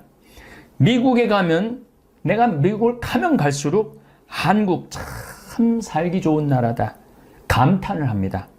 대한민국이 이제 국가기반시설이나 국민 수준이 미국과 견주어도 하나도 어색하지 않는 내 나라 대한민국 생각하면 가슴이 벅차오릅니다. 전 요즘 다볼사이버 교우들하고 만날 기회가 몇 번 있었어요. 6월 6일 날 다볼사이버 성당 설립 1주년 미사 때 그 교우들의 행동 하나하나 말 하나하나 또 나를 찾아오는 초등학생들도 얼마나 예의가 바르고 아이들이 자신감이 있는지. 또 8월 19일 최양업 신부님 성지순례 시작을 했습니다. 18분의 교우하고 청전동, 서부동 우리 교우들하고 40분이 순례를 했는데 대화를 들어보면요 수준이 정말로 높아요. 수준이 높은 거가 제 영향도 좀 있는 것 같아요. 제 강의를 달달달달 외우더라고요. 쓴 것만 내 돈이야. 내 인생의 주인공은 나야. 나한테 선물을 나한테 해줘야 돼. 남한테 기대면 안 돼. 이런 말이 아주 자연스럽게 이렇게 나오는 걸 보면서 저 역시 좀 내가 한 30년 동안 그렇게 강의 다닌 보람이 좀 있구나. 그런 생각을 합니다. 대한민국 생각하면 자랑스러운 일이 한두 가지가 아니죠. 잘 발달된 도로망. 제가 어렸을 때가 뭐예요? 어렸을 때도 뭐 마찬가지지만 경부고속도로 다닐 때 또 평택 비전동 본당신부 27년 전에 본당신부 다녔을 때 4차선이었어요. 근데 이제 10차선으로 늘어났어요. 27년 만에. 그런 걸 보면서도 가슴이 뿌듯하죠. 철도망, 이 KTX 고속철 타보면은 이게 가는 건지 오는 건지도 모를 정도로 부드럽게 운행이 되고 아주 빨리 우리를 목적지에 데려다 주죠. 심지어 공항 운행도 잘 발달되어 있어 갖고 제가 제주도 갈 때 아침에 한 10시 비행기 타면은 11시에 도착합니다. 그럼 뭐 하루 종일 일 보고 그날 또 올라올 수 있어요. 그래서 많은 분들이 제주도 분들이 아침에 비행기를 타서 오전에 명동에 와서 실컷 쇼핑하고 친구들하고 수다 떨다가 4시쯤 비행기로 제주도로 돌아가는 시스템까지 갖추어져 있습니다. 고속열차도 잘 연결이 돼 있어갖고 강릉 성당, 제가 한번 강릉 강의를 갔는데 노인대학을 갔더니 우리 신부님 다음 주에 명동 갔다 온다고.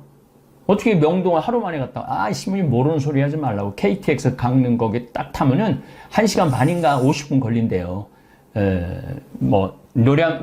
청량리나 서울역 그래갖고 그 서울역에서 내리면 명동은 금방이라는 거예요. 그 명동에 가고 성당 가고 미사 참여하고 점심 또 그 먹자골에서 점심 먹고 또 눈 쇼핑, 아이 쇼핑하고 그리고 4시쯤 기차 타고 들어와서 저녁 먹으면 된다는 거예요. 그리고 강릉의 카페 커피 거리가 있는데 거기서 커피 한 잔 착 마시고 들어간다고. 야, 이게 상상할 수 없는 일들이 우리 주위에 벌어지고 있어요. 우리나라가 살기 좋은지 모르는 건 우리나라 사람밖에 없어요. 다른 나라 사람들은 한국에 오면 눈알이 팽글팽글 돌아가요. 도대체 이렇게 나라가 깨끗하고 잘 정돈되고 잘 돌아간다는 게 믿어지지 않는다고 이렇게 이야기를 합니다. 뉴욕, LA에서는 상상도 할 수 없는 교통 시스템이죠. 최양업 신부님, 성지순례 갔다 왔는데 우리 차에 탄 분들이 그러니 다 70이 넘은 분들이에요. 근데 그러더라고요. 아, 택시를 타고 어떻게 와갖고 저 지하철 몇 번 선을 빠져갖고 거기서 택시를 타고 오는 걸 다 인터넷으로 검색을 해갖고 정확하게 7시 55분 이렇게 도착을 다 하더라고요. 그거 보면서도 야, 저기 서울에서 왔대는데 뭐 대전에서 왔대는데 야, 어떻게 저렇게 시간을 딱딱 맞출 수 있을까? 이거는 나가보지 않으면은 여러분들이 비교할 수가 없는 거죠. 통신망은 세계 최고 수준이라 스마트폰 하나면 비행기표 발권에서부터 은행 업무, 결제 시스템까지 척척 되어 있죠. 강의로 전 세계를 돌아다니면 비교할 수 있습니다. 저는 미국에 가도 유럽에 가도 브라질, 아르헨티나, 남미를 가도 특별히 동남아시아, 아프리카를 다닐 때마다 애국심이 불끈 솟아납니다. 어쨌든 잠비아 선교 여행까지 마치고 8월 3일에 입국했습니다. 꼭 40일 동안 세계를 돌아다니다가 입국한 저는 인천공항에서부터 또다시 이야, 대한민국 정말 좋다. 입국장을 통과할 때 1분이 안 걸려요. 그냥 통과해요. 그냥 통과. 그리고 사진 여기다가 입국할 때 QR코드만 딱 들이대면은 그냥 통과가 돼요. 예, 그러니까 1분도 안 걸리는 거죠. QR코드 딱 보여주고 그냥 지나가면 되는 거니까. 그러면서 또 한번 깜짝 놀래죠. 미국 LA 지난번에도 6월 달에 갔다 왔지만 입국장 통과하는데 1시간 걸려요. 얘네들은 QR코드라는 것 자체를 몰라요. 그러니까 1시간 걸리는 거예요. 그리고 뭐 왜 왔니? 누구네 집에서 지낼 거니? 며칠 동안 머무를 거니? 이런 것도 다 물어봐. 근데 우리나라는 그런 거 안 물어봐요. 은돌라 공항, 잠비아 이번엔 새로 해갖고 너무너무 좋았는데 가면 보통 1시간에서 1시간 반 정도 걸려요. 몇 명 통과시키는데 100명 통과시키는데. 그래서 한국 밤거리를 다녀도 공포 위협을 모르고 사는 나라입니다. 미국에서 시내 밤거리를 활보한다.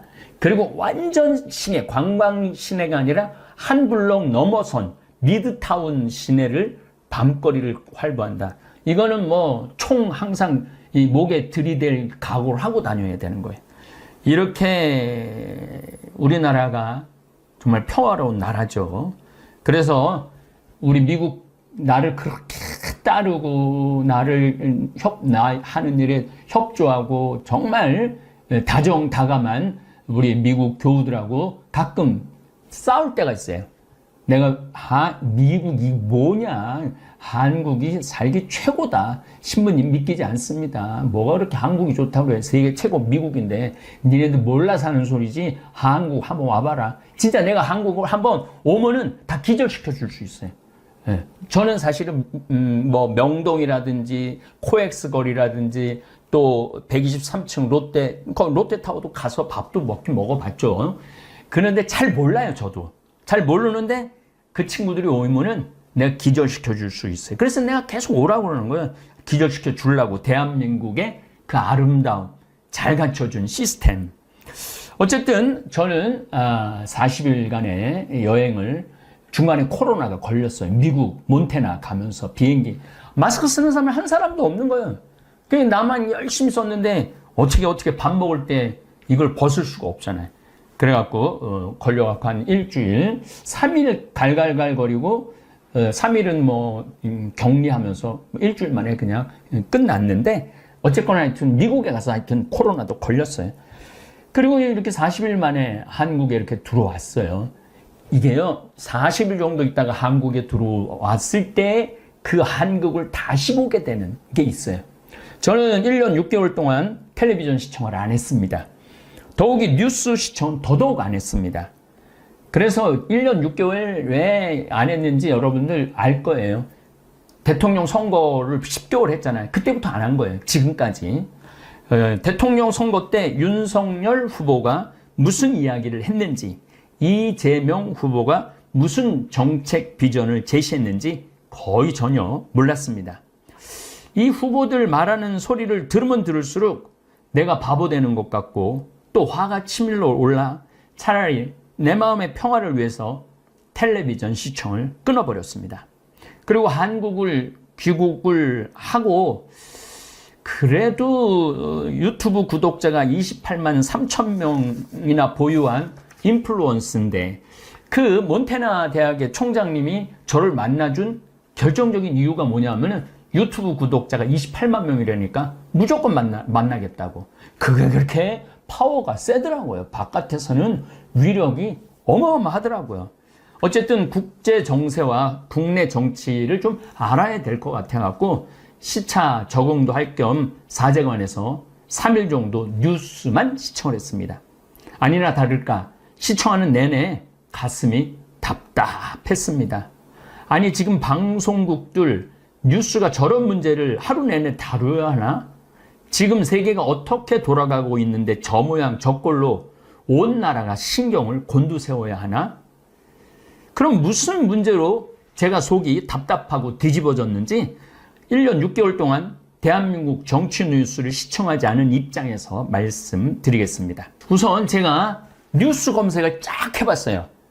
2022년 7월 13일부터 2019년 11월에 탈북한 주민 16명을 죽이고 내려왔다며요. 주민 2명을 돌려보낸 사건을 한 달이 지난 8월 19일까지 오늘 어제까지 그러니까 지금 한 달 이상 넘게 뉴스와 신문지 일면을 도배를 했어요. 당연히 국민들은 탈북민 북송에 관한 이야기 속으로 빨려들 수밖에 없죠. 아니 지금 대한민국이 당면한 문제가 얼마나 심각한데 탈북민 2명을 북송시킨 사건이 한 달 내내 뉴스에 오르내려야 하는가 하는 문제입니다. 지금 대한민국가 당면한 가장 심각한 문제는 지구온난화와 그에 따른 피해 상황입니다. 여러분들 올 여름에 홍수 때문에 몇 명이 죽었는 줄 아세요? 17명이 죽었어요. 우리나라 국민이 17명이. 그 17명이 더 중요해요? 북송시킨 2사람이 더 중요해요? 나는 17명이 훨씬 중요하다고 생각해요. 그래서 왜 이렇게 홍수가 나고 지금도 파리가 지하철이 난리가 나고 데스밸리라고 LA에 있는 그 모하비 사막이 있는데 비가 와갖고 홍수가 나고 전 세계가 빙하가 잠실체육관 200개인가 300개짜리 빙하가 3일 만에 녹고 스페인하고 포르투갈은 산불이 나고 서유럽도 작년에는 독일 같은 경우 3일에 2m가 왔어요. 비가. 2m, 3일에 2m면 여기 천정 있는 데까지 비가 온 거예요. 3일에. 그 지역에. 그래갖고 수천 명이 죽었잖아요. 지금 우리 뉴스 보도 매체가 다뤄야 되는 건 매일매일 지구온난화에 대해서 다뤄야 돼. 그리고 지금 유럽이나 이런 나라들은 에너지 절약해야 된다. 그래서 어떻게 하면 석유를 들 수 있느냐, 차량을 덜 운행을 할 수 있느냐, 이런 운동을 하고 있어요. 근데 우리나라는 그런 얘기 온데간데 없고 그냥 탈북 주민 북송시킨 얘기로 청와대를 뒤집고 서로 발표를 하고 그런 모습을 보면서 뭐가 중요한디 시방 중요한 것들을 정치인들이 길을 잃어버리고 있는 것 같아요. 2030년 이제 7년 남았습니다. 지구 종말의 끝을 볼 것이라고 제가 작년부터 강의를 했습니다. 올해는 이제 완전히 제가 귀국을 했으니까 더 많이 얘기할 거예요. 얼마나 지구가 지금 1초에 원자탄 5개, 히로시마에 떠진 게 5개인가 30개가 터지는 그런 열량을 지금 내고 있다는 거예요. 그러니까 그냥 1초에 그러니까 수도 없는 원자폭탄이 지금 우리 주위에서 터지고 있는 거예요, 지금. 그러게 매일 다뤄줘야 되는 문제지. 북송 주민 2명, 그것도 3년 전, 2019년 11월 17일인가 7일 날 한 거를 지금 뒤집어 내갖고 온 나라를 국민들 관심을 거기다 집중시키니 얼마나 지금 한심한 정치 형태를 보이는지 모르겠습니다. 인류 역사를 10,000년이라고 본다면 뭐 길게는 100만 년이라도 볼 수 있지만 10,000년으로 본다고 쳐도 종말식의 지침은 1초 내지 2초밖에 남아있지 않습니다. 정말 우리가 정말 위험한 상황에 와 있어요. 지금 텔레비전 뉴스에서 지구온난화에 대해 매일 매순간 붕괴 현상을 보여주고 전문가들이 나와서 강의를 하고 국민들은 어떤 대피를 해야 하는지 뉴스, 인터넷, 신문지상에 올라와야 합니다. 그런데 그런 것들이 먼저 올라오지 않고 엉뚱한 문제들이 먼저 올라와요. 그 개인 이번엔 저 장관이 누가 됐는지 후보가 누군지 어떻게 임명됐는지 하나도 몰라요. 알아야 될 필요가 없는 게 아니 새 정부가 꾸며졌으면 사람을 골라야 되잖아요. 사람을 고르면 어떻게 완벽한 사람을 고를 수가 있어요. 아마 내가 장관 후보에 올라가도 난 금방 낙마할 거예요. 저 자신도. 그러니까 일단 장관 후보가 됐으면 좀 믿어주고 임명에 동의를 해주고 빨리 일을 할 수 있도록 그래야지 나라가 돌아가게 돼야 되는데 이쪽 정치인이나 저쪽 정치인이나 똑같아요. 지난 정권 때도 야당에서 물고 뜯고 그랬고 이번에는 또 야당에서 물고 뜯고 똑같아. 뭐 누가 잘났고 누가 못났고 할 것도 하나도 없어 보면은 저는 이번 홍수로 가축이 10만 마리가 폐사가 됐다고 그래요. 집이 유실된 경우가 15,000채라고 그래요. 제가 이 성지순례 가느냐고 이번에 충청도를 돌았는데 피해가 보통 심각한 게 아니더라고요.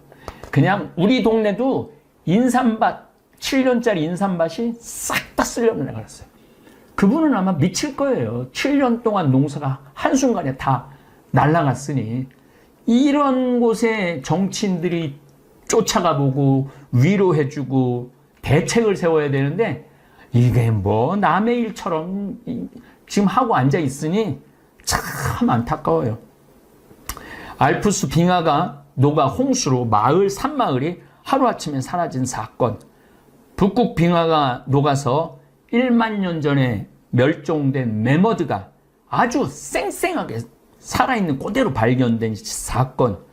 뭐 이런 것들이 우리나라 국민들이 아주 전문가로 머리에 박혀 있어야 돼. 그리고 그런 뉴스나 보도나 또 시사에 관련된 분들은 물론 다루긴 다루고 있지만은 그 메인을 장식하는 내용은 그게 있지 않고 엉뚱한 내용들이 많이 올라가 있다. 이런 이야기를 하는 겁니다. 우리나라가 또 당면한 문제는 우크라이나와 러시아 전쟁입니다. 처음에는 6개월 전에는 관심이 있다가 이제는 아예 거의 보도조차 하지 않는 상황입니다. 우크라이나와 러시아 전쟁으로 에너지 전쟁이 동시에 일어나고 있습니다. 1배럴, 한 156리터 정도 되죠. 드럼통이라고 그러지 옛날에. 그걸 1배럴이라고 그러는데 석유가 60에서 80달러 정도 안정되게 지속되다가 전쟁이 일어나고 난 뒤 130달러까지 치솟았습니다. 그래서 우리도 1리터에 2,000, 제가 40일 전에 나갈 때 2,100원까지 보고 나갔거든요. 근데 지금 1,700원으로 떨어졌어요, 많이. 그래도 계속 왔다 갔다 할 거라는 거예요. 130달러, 110달러, 심하게는 140달러까지 올라간다는 거예요. 그러니까 우리나라가 수출을 잘하고 있음에도 불구하고 5개월째 무역 적자를 보고 있습니다. 수출 주도 국가인 대한민국의 최고 빨간불이에요, 지금. 8월 1일부터 10일까지만 해도 77억 달러 무역 적자를 보이고 있어요. 물건을 그렇게 잘 팔고 있는데도 무역 적자를 보이고 있는 거죠. 그렇다면 정치 지도자들이 온 신경 쓸 일은 에너지 절약이에요. 석유 에너지에서 신재생 에너지 개발에 온 나라가 힘을 모아야 되고, 그런 운동이 각 단체에서, 이번에 저도 아프리카 가고 신학교 또 선교센터 전부 다 태양광으로 다 바꿨어요. 샌버나디노도 태양광으로 다 갈 거예요. 그리고 문경도 태양광으로 많이 갈 거예요. 그래서 태양광으로 거의 많이 바꿀 거예요. 이제 탄소 중립 이거 2030년 지나고 나면은 경제 자체도 완전히 바뀔 거예요. 세상은 완전히 바뀌고 있는 거죠. 여기서 한 가지 우리가 알지 못하는 덫이 있는데, 신문 지상에서 노출되는 제목에 따라 국민들은 이리 흔들리고 저리 흔들릴 수 있습니다. 네이버나 다음 헤드라인 뉴스, 또 이 유튜브를 보면은 신문을 계속 넘겨주면서 신문의 헤드라인을 설명을 해주죠. 이런 뉴스들을 보면은 국민들은 그쪽으로 관심이 갈 수밖에 없어요. 그래서 TV 시청을 안 하는 게 오히려 현명하게 사는, 바보같이 안 살고 현명하게 사는 거죠. 오늘 헤드라인 뉴스를 한번 뽑아봤습니다. 다음에서 뽑아봤습니다. 선거법 위반 혐의 박형준 부시장 1심 무죄. 김기춘 세월호 보고 답변 조작. 4년 만에 뒤집혀. 36세 영총리 광란의 섹시춤. 가처분 폭탄 던진 이준석의 여 부글부글. 너 죽고 나 죽자식. 경찰학교 졸업식 윤 김건희 여사 흉장 달아주고 엄지척. 역풍 맞은 젤렌스키 국민 이탈 경제 손실 탓 러침곡 미리 안 알려. 정의 개발자만 곤란했다 현대차가 꾸리는 조직의 정체. 하와이 유튜브 찍다 칼 들고 협박 정창욱 셰프. 양쯔강까지 말라버린 중 올해 첫 국가 가문 경보. 이거 아주 중요한 문제죠. 이런 것들은. 근데 우리가 이걸 헤드라인 뉴스를 장식할 만한 내용, 굳이 무슨 유튜브가 칼 찔른 걸 이런 데 올려놓을 필요가 있는가? 저는 그런 생각해요. 침 놓고 안마 잘하고 머리 좋은 은여들 양반들에게 첩. 이렇게까지 할 필요가 있나? 그런 거예요.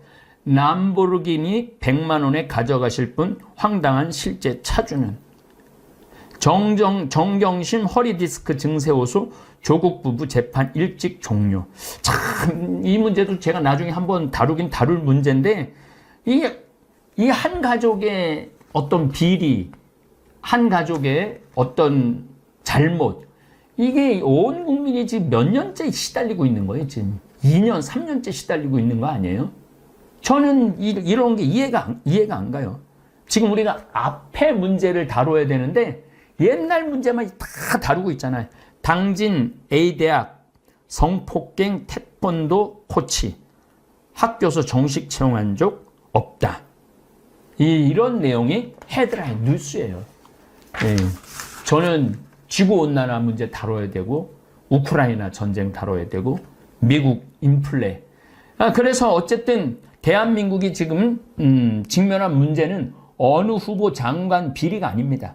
미국의 인플레이션을 따라갈 수밖에 없는 한국 경제, 비트코인, 가상화폐로 피해를 보는 젊은이들, 인구 절벽, 이거는 매일 다뤄야 되는 문제예요. 애 안 낳는 거.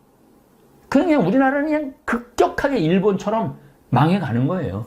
그래서 제가 평화방송하고 얘기할 때 첫 애 낳으면 한 달에 200만 원씩 줘야 된다. 둘째 애가 낳으면 걔는 300만 원 줘야 된다. 셋째 애가 낳으면 400만 원 줘야 된다. 그렇게 아주 간절하게 얘기를 했건만 관심이 없어요. 뉴스를 보면은 그 인구 절벽에 대한 보도를 찾아보기가 힘들어요. 그게 가장 심각한 문제인데도, 그러니까 국민들이 마음이 지금 어디로 돌아가고 있는지를 모르는 거야. 국민들 마음이. 뭐가 중요한데. 뭐가 중요한지를 알아내는 게 지도자죠. 그래서 정말 첫째 200, 우리는 지금 하고 있어요. 우리 다볼사이버 성당은 많이는 못하지만 우리 국가가 아니니까 30만 원씩 좀 지원해주고 있어요. 지금 요새 신청자가 많아요. 내년에는 50만 원으로 올릴 생각이에요. 나라도 해야지. 우리 다볼사이버 교우라도 해야지. 고령화, 풀어야 할 숙제 중에 하나가 또 고령화죠.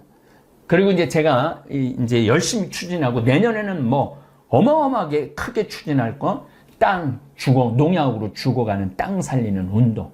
땅이 살아나야지 사람도 살아나거든요.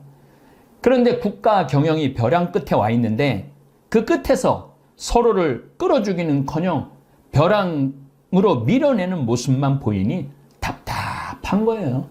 지금 우리가 이 벼랑 끝에 와 있거든요. 우리나라가 최고의 인기를 누리는 동시 벼랑 끝으로 와 있는 거예요.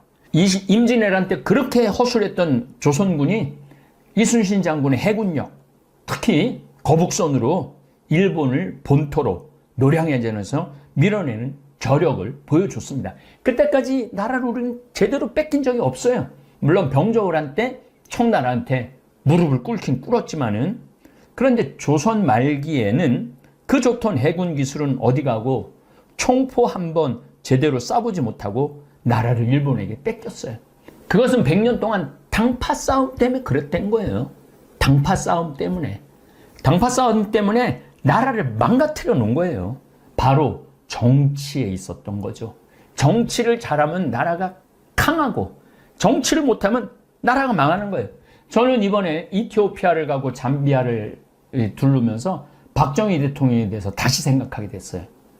정말 박정희 대통령은 이 나라를 살린 영웅이에요. 영웅. 물론 무슨 인권하고 장기 집권 있었지만은 장기 집권을 하고 인권을 그렇게 빼앗은 나라는 수도 없어요. 그런 나라 중에 이 가난한 나라에서 탈출해갖고 선진국이 된 나라는 우리나라밖에 없어요. 그 밑거름은 누가 뭐라 해도 박정희 대통령이라는 생각이 들어요. 이 잠비아를 가보면은 대통령이 바뀌어도 그 나물의 그 밥이야. 그 나물의 그 밥. 똑같아. 뭔가 아주 비장함이 없어. 비장함이. 근데 우리 어머니 아버지 세대 때 비장함이 있었잖아요. 중동에 가갖고 공사한 분들 비장한 각오가 있었잖아요. 독일에 광부로 갔던 간호사로 갔던 분들 비장한 각오로 간 거예요. 그리고 미국에 힘들게 유학 갔다 온 그 교수들이 이 나라 한번 살려보겠다고 정말 온 국민이 비장하게 그동안 한 50년을 끌어와갖고 여기까지 올려놓은 거야. 말하면은. 그런데 지금 요 정치인들이 이 말아먹고 있는 거예요. 말아먹고 있는 거예요. 그래서 결국은 우리가 이거 지켜나가야 된다고 생각합니다. 정치인들 욕하기 전 우리 다볼사이버 성당 교우들이 똘똘 뭉치면 영향을 미칠 수 있다고 생각합니다. 이제 곧 30만이 될 텐데 30만이 먹방을 보는 것도 아니고 30만이 무슨 집 이런 걸 보는 것도 아니고 우리 현안 문제, 이제 한국의 이해를 곧 시작할 텐데 이게 이제 한국의 이해 이제 시작하는 이제 준비 운동이에요. 저도 이제 귀국을 했으니 저 역시 지구가 겪는 수많은 문제 그리고 대한민국이 지금 겪는 문제를 좀 언급을 해야 되겠어요. 어차피 한국의 이해를 강의를 하려고 마음을 먹고 있으니까 그 준비도 어느 정도 끝났으니까 앞으로 우리 다볼 교우들하고 답답한 내 속을 좀 이야기를 나누고 우리 교우들하고 공감대를 형성해 보고 싶습니다. 다음에 또 이 답답한 문제 이런 현상에 대해서 또 이야기를 나누도록 하겠습니다. 예, 감사합니다. 존경받는 어른이 되는 7가지 수칙을 알려드리겠습니다. 첫째, 입을 적게 열고 듣기에 열중하자. 타인에게 내 생각을 절대 강요하지 맙시다. 알아도 모른 척하는 것입니다. 세상은 넓고 인재는 넘쳐납니다. 나보다 못한 사람이 얼마나 될까요? 알아도 모른 척하고 젊은이들의 말을 경청하는 것입니다. 그래야 얻는 것이 많이 있게 되는 것이지요. 둘째, 돈지갑 열고 돈 내기에 열중하자. 경제활동이 멈춰진 노인이 돈이 있어야 얼마나 있을까요? 많은 돈의 지출은 아니더라도 어차피 이 시대의 돈의 역할은 인간과의 소통이며 정성이며 사랑이며 관심 표현입니다. 약소하더라도 경제력에 맞는 지갑 열기에 주저함이 없는 노인이 되어주세요. 셋째, 화내지 말고 웃고 또 웃자. 요새 젊은 놈들은 하면서 욕설을 뱉으시는 노인. 옛날에 우리 잘할 때는 하면서 어렵게 살던 일들을 줄줄이 나열하는 사람. 내가 옛날에 무엇을 했던 사람인 줄 아느냐고 하면서 목에 힘을 주는 인간. 몸에 좋고 특히 정력에 좋다면 가리는 것 없이 아무거나 찾아 잡수시는 꼰대 등등.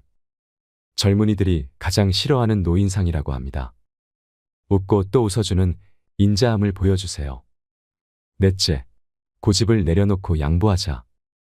어른이 되어 마음에 안 든다고 내뱉는 욕심어린 불평은 아랫사람에게 선물이 아닌 배설물일 뿐입니다. 그저 감사하는 것입니다.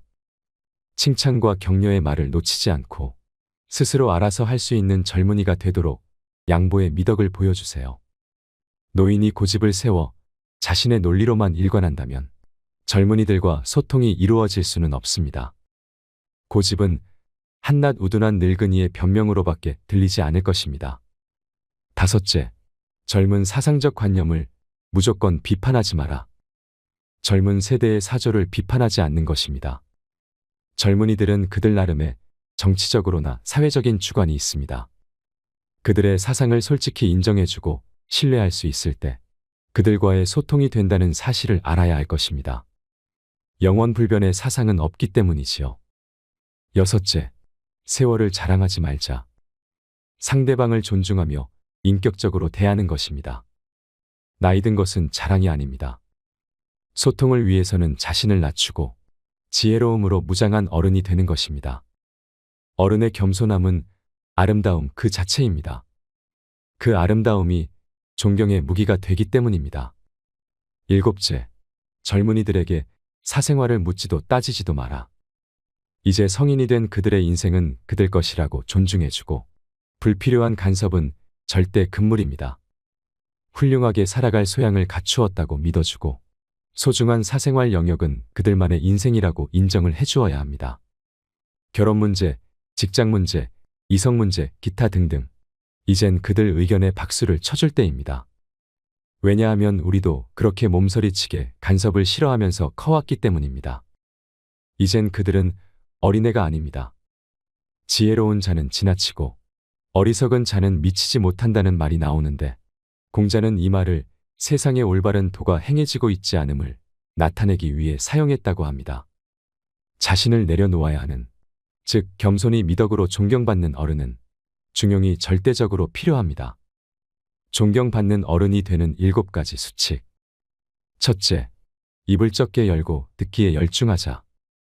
둘째, 돈지갑 열고 돈 내기에 열중하자. 셋째, 화내지 말고 웃고 또 웃자.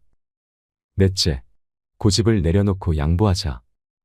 다섯째, 젊은 사상적 관념을 무조건 비판하지 말아라. 여섯째, 세월을 자랑하지 말자. 일곱째, 젊은이들에게 사생활을 묻지도 따지지도 마라.